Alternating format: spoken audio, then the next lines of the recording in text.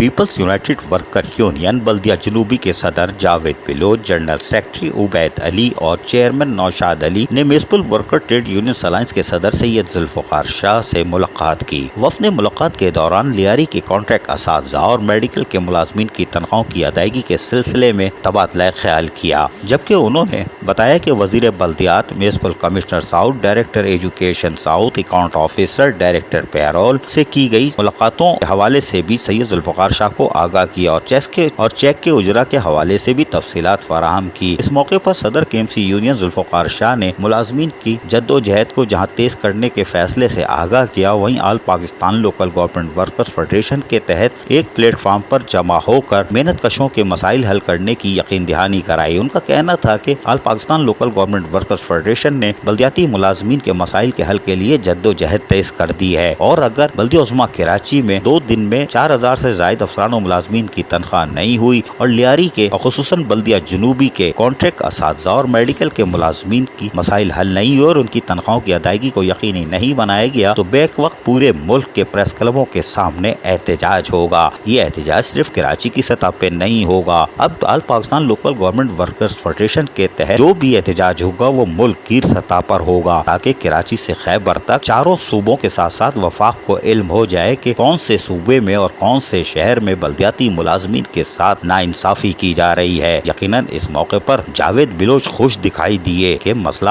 حل ہوتا دکھائی دے رہا ہے۔ خوش رہو۔ عزیز عارف، KBS بلدیاتی نیوز کراچی۔